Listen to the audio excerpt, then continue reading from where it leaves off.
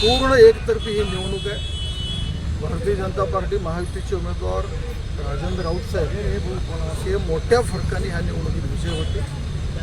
ह्या निवडणूक लागण्याची ही शक्यता खूप कमी होती, पण केवळ विरोधाला विरोध म्हणून ही जी निवडणूक लढलेली आहे, निकाला दिवशी विरोधकांना त्यांची जागा दाखवणारी ही निवडणूक असेल. मोठ्या फरकाने ही निवडणूक आम्ही जिंकू. दादा एका इगो दुखवल्यामुळे ही निवडणूक लावली, त्या व्यक्तीचा इगो आता संपलाय का? या निवडणुकीच्या मतदानाने संपत असं निकाला दिवशी संपून जाईल. निकाला दिवशी ज्यांनी निवडणूक लावलं ज्या इगो पोटी, तर त्यांना त्या दिवशी ती जागा कळून जाईल की आपण आपलं संख्याबळ नसताना सुद्धा ही केवळ आपल्या स्वतःच्या इगोसाठी ही निवडणूक जिल्ह्यावर जाते.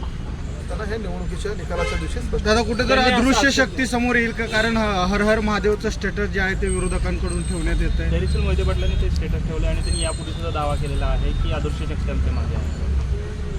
कुठलीही अदृश्य शक्ती यांच्या पाठीमागा नाही आहे. त्यांची अदृश्य व्हायची हळूहळू वेळ यायला लागली म्हणून त्यांना सुचत आहे.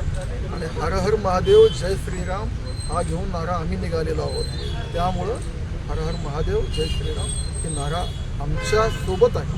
त्यामुळं निश्चिंत आम्ही आहोत, कुठलीही काळजी नाही आहे. आणि अशा कुठल्याही त्यांना अपेक्षित आहे ते ह्या निवडणुकीत होणार आहे.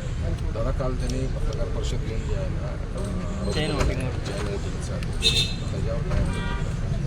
त्यांना आरोप करण्याच्या पलीकडं चेन वोटिंग असेल किंवा इतर काही गोष्टी असतील त्याच्या पलीकडे जागाच नाही आहे. थोडक्यात निवडणुकीच्या निकालाच्या वेळी जे बोलायला पाहिजे ते निकालाच्या अगोदर ते बोलायला लागले. त्यामुळे तुम्ही निकालाची स्पष्टता त्यांच्या आपल्या स्टेटमेंटवरून आपल्याला किती निकाल कसा लागणार? एकतर्फी निकाल असणार आहे.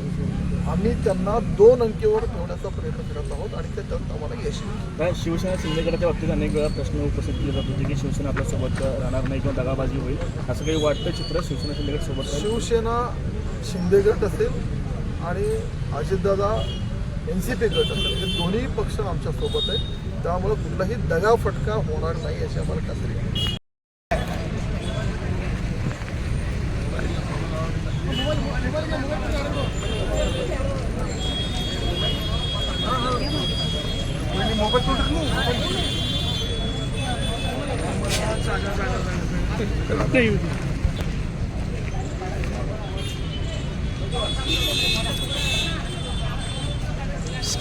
मोबाईल थोडं पाठवा मागून घे ना.